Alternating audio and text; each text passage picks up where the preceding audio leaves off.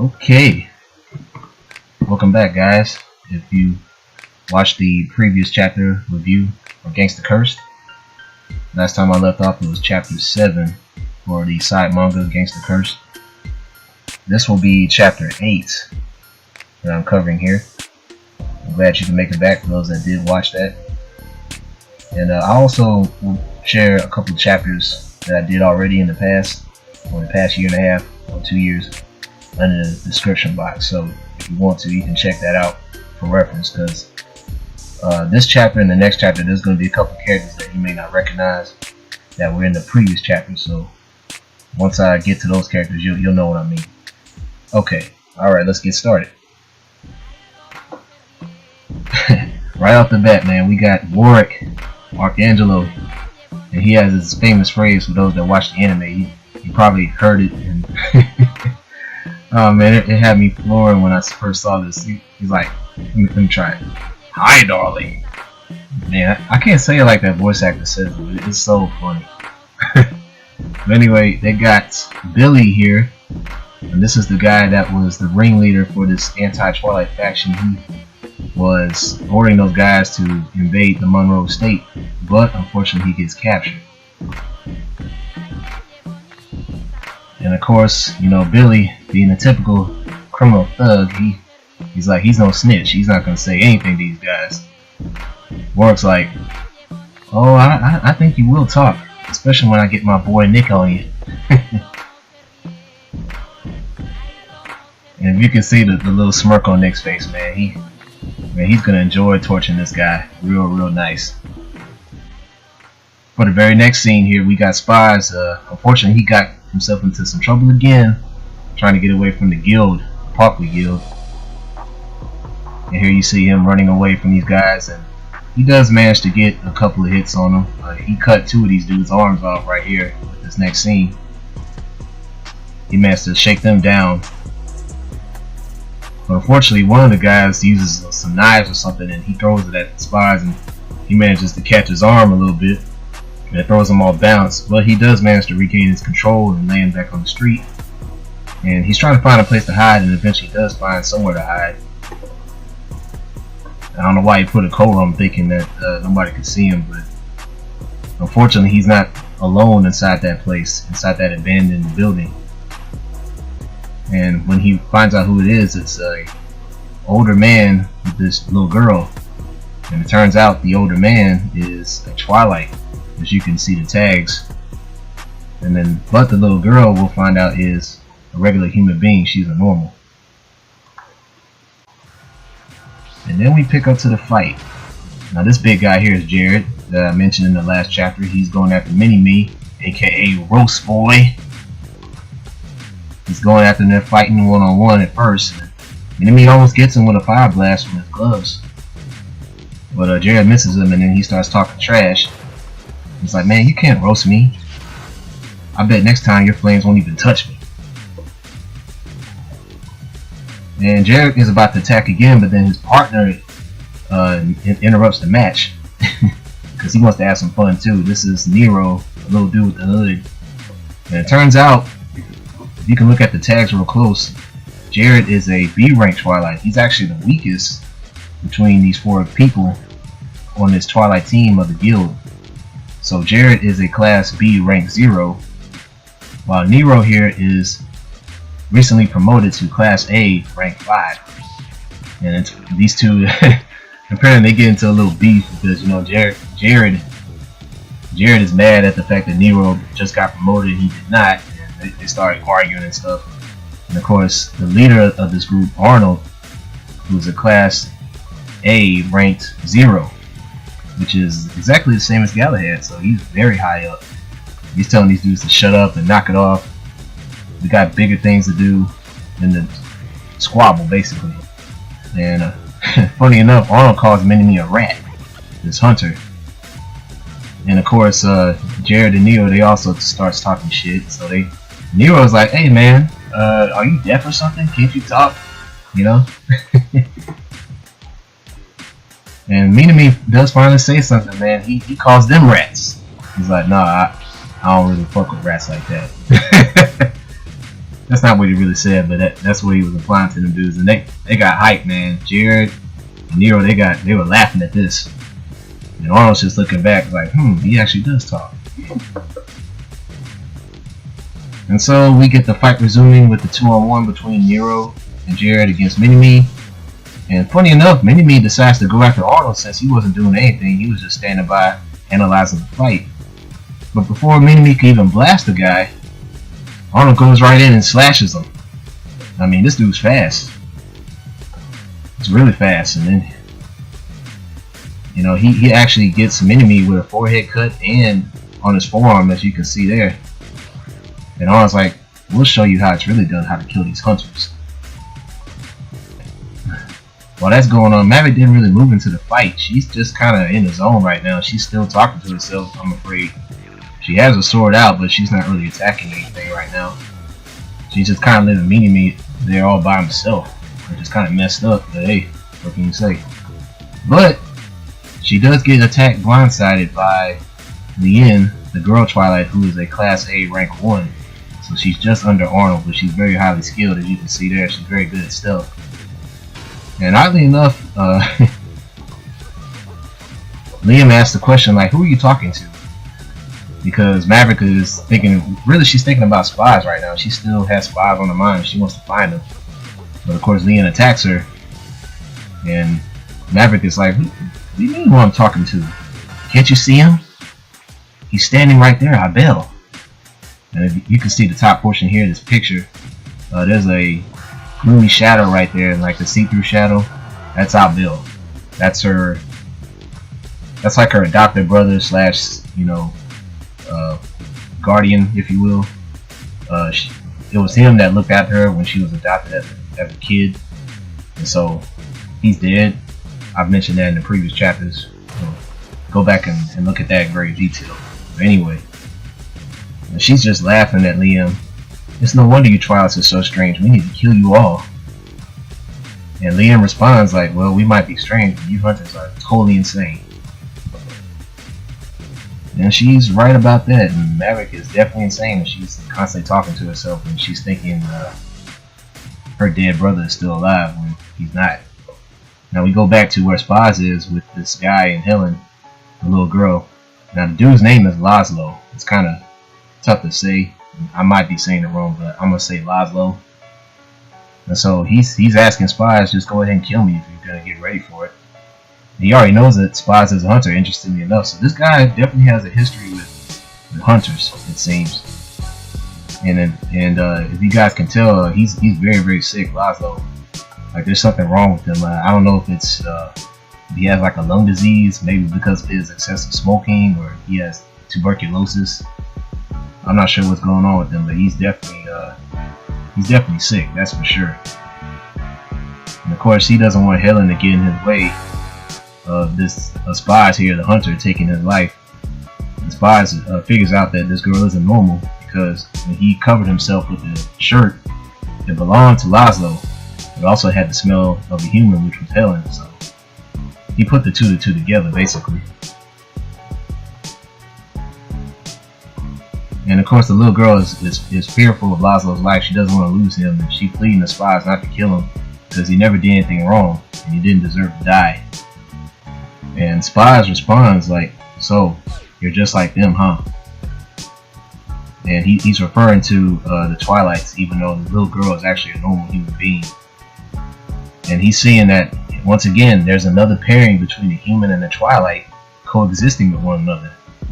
And you know, he's just at a loss right now. Spaz, once again, he's so confused with himself. And he's asking Laszlo and Helen, like, what should he do? All this time he's been killing Twilights, and he's been taught that these guys were the evil scourge of the world. Like they need to be eradicated. But ever since he came to Gaslam, he's not seeing these people as evil. He's seeing them as normal people. Like even though they have the defect of the celibate drug and all that stuff. Like it's very eye-opening to Spaz. I mean,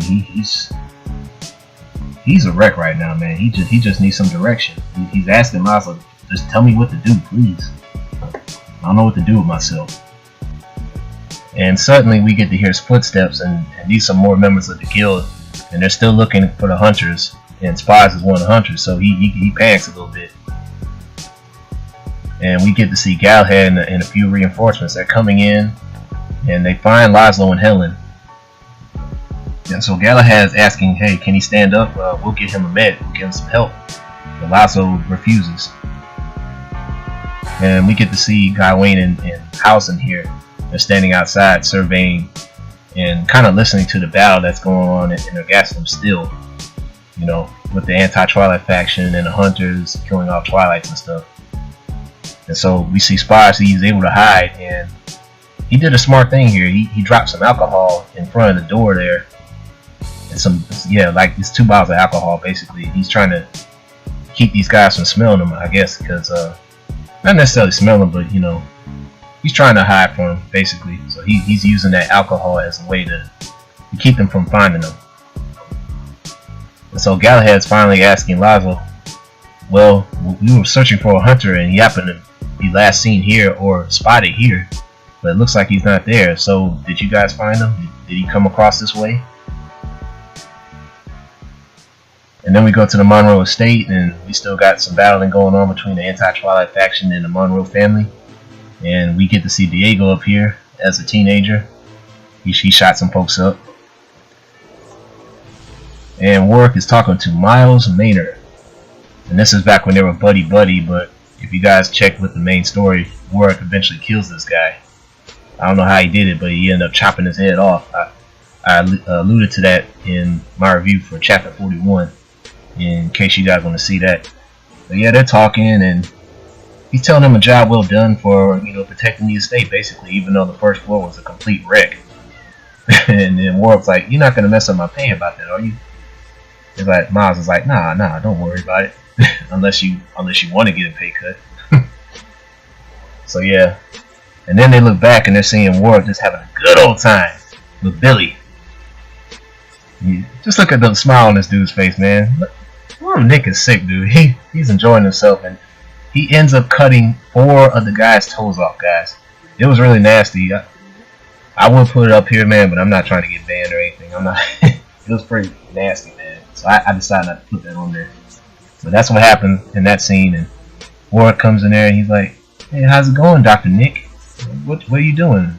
And Nick's like, oh man, my bad. I cut 4 of his toes off. And Walker's like, oh well, at least you cut him clean. Oh man. And Billy still doesn't want to talk, man. He's saying how much it hurts, and he's not going to tell him nothing. And he called them all Monroe's bitches. Ooh man, he cussed them out. And of course Nick didn't like that. He stabbed him in his other foot, his intact foot, he stabbed it. Oh man, this guy's in a lot of pain right now. And Warwick's like, well, it looks like he hasn't come around yet. How about this, Nick? Let's go for his fingers next. Oh, better yet, let's give him a nose job. He could really use one. And finally, Billy gives in. He's like, I'll talk. And we cut back to the scene with Galahad and Laszlo. And Laszlo eventually tells Galahad that, well, there was a hunter here, but he ended up stealing some of my clothes and he ran off somewhere. I don't know where he went. And then the guys behind Galahad put the 2 to 2 together, like, well, he must have mastered scent with the alcohol, so he's not here. And Galahad eventually leaves out of there. At first, he pats Helen on the head, and he's telling Laszlo to be very careful. But before he goes, Laszlo does ask him how many of the Twilights have died. And Galahad is not really sure. He's like, maybe 100, 200 probably. I'm not sure, but there's one thing that I do know. God may forgive these hunters, but this city will not. They never will. And then once again, before he goes, Galahad's offering him to a safer place, but you know, Laszlo's like, nah, don't worry about me. I'm about to die anyway. And Galahad's like, well, take care of yourself, man. The anti-Twilight's out here too, but be safe. And then Spies finally comes out of his hiding spot once the guild is gone, and he's asking Laszlo, why did you protect me? But Laszlo checks Spies. He's like, protect you? Please. Is that what you really think? Here you are, Hunter. You killed so many of our people, and now all of a sudden you got a change of heart. You don't even deserve a clean death. You think you're gonna get off this easy, kid? You really don't understand nothing. What you better start doing is atoning for what you've done. The spy says, I could atone? And as you can see here, Laszlo, he's coughing up blood now. And he's definitely sick. He's definitely on his last days here. Helen's just profusely crying for the man. And finally Laszlo says something else. Well, you've asked me this. Are we wrong? Or is it you guys that are wrong?